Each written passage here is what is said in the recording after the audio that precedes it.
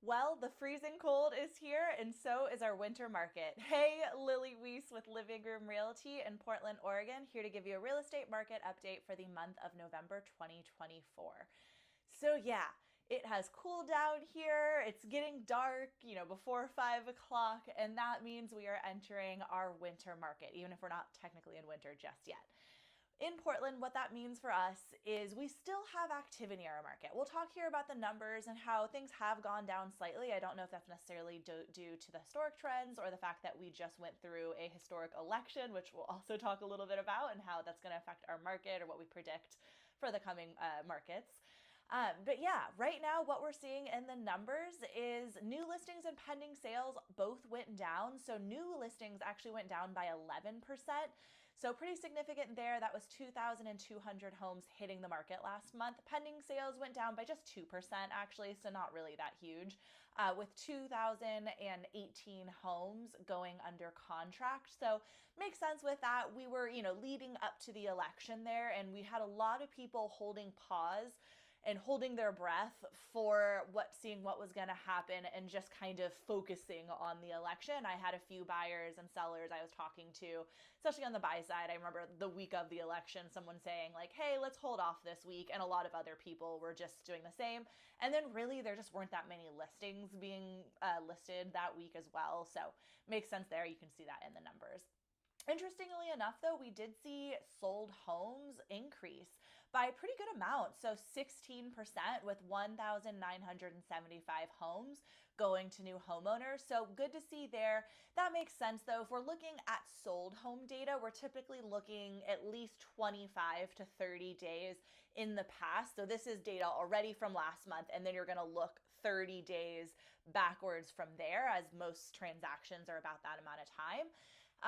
And makes sense with that we were still, entering out of the summer, and I guess we're in the fall market then, but that was probably when we had that very, very short window of time where there were talks of lower interest rates, and we saw a short period of time where lower interest rates did lower and it was big in the news.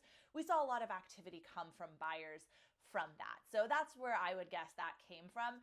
Interestingly, with that as well, makes sense. We actually saw inventory go back down. So if you watched last month's video or paid attention to the market, you would have seen that we saw a huge amount of inventory. Again, I was getting told by people who weren't even buying or selling a home right now, like, wow, it feels like there's a lot of homes on the market. They're just out on their street and noticing a lot of for sale signs.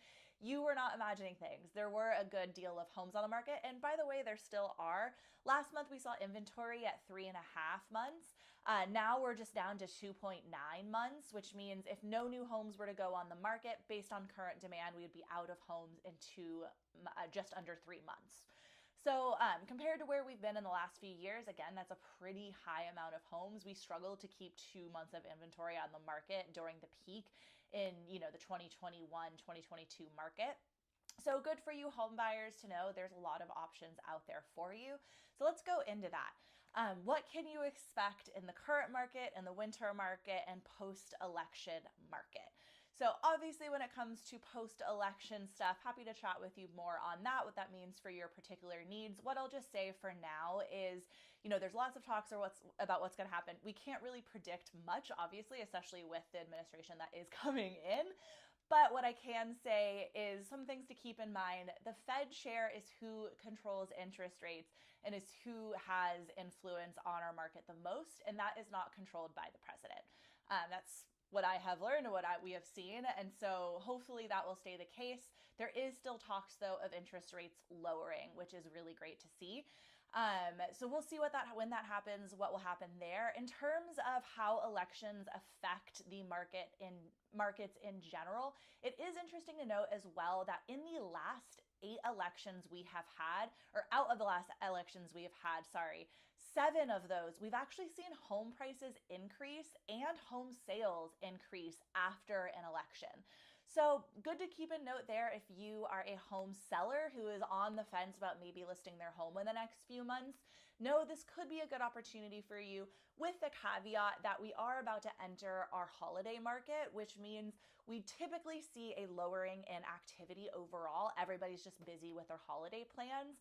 So it could be good for us to chat specifically about what your plans are. If you are someone who is looking to buy and then sell, that could be a good opportunity for you. We're going to talk with home buyers here in a second and talk about how this can be a really good opportunity market for buyers. So if you are a seller who's thinking about that, you could buy first, use a HELOC or some, bridge loan, something of that nature. Buy now and then sell in the spring when we should see the market really heat up. So it's really just going to be all about timing for you. For home buyers, as I said, this is going to be a really good opportunity market for you. While we're going to see less listings come to the market in the next 2 months or so, know that the homes that are still on the market right now have a decent time on market already, and there are going to be people who need to sell their home in the next 2 months. It's just a reality of how life works. So those are going to be motivated sellers because there's just, again, less buyers out there for them. So it could be some good opportunities to come about. We've seen it with our clients recently where we're getting some really good negotiations going on some pretty awesome homes. So could be good opportunities there. In the end, as we always say though, this market is extremely particular. If you are someone who is looking to buy or sell a home in Lake Oswego, it's going to be really different than selling a townhome in Southeast Portland or buying one. The markets are just really, really different, and that's always the case, but especially right now we're seeing those trends. So I'd say if you are someone who is thinking of buying, feel free to come chat with me. Same thing if obviously you're looking to sell. I will note too for you buyers, it could be a interesting spring where I don't want to make any big predictions here, obviously with everything that's going on, but I would say while this market, there is a lot of opportunities, keep in mind too, we could see things really, really pick up in the spring, especially obviously if we do see interest rates decrease at all. But I think there's been a lot of pent up activity that hasn't happened either way, whether it's due to the election, interest rates, what have you, that come spring, we could see things get really busy. So just wanted to make sure I was kind of rounding up there and realized I should note that to you buyers. So yeah, but again, with all of that, come talk with me if you have any questions, are thinking about making plans to either buy or sell here in the next 2 months as we wrap up the year, or obviously if you're looking to make plans into 2025. I would highly recommend we start talking now. I'll have people come to me and say, oh, sorry, we're not looking to make any moves for a few months or even, half a year, but we just figured we'd come chat with you. I'm like, amazing. Let's start talking now. This is an incredible time for us to start making your plans, making sure we have everything in line for you so that you are successful when it comes time for your move. So yeah, feel free to reach out to me. My contact information is below. And if you found this video helpful, please hit that subscribe button so you can keep receiving these videos and we can keep working on your goals together.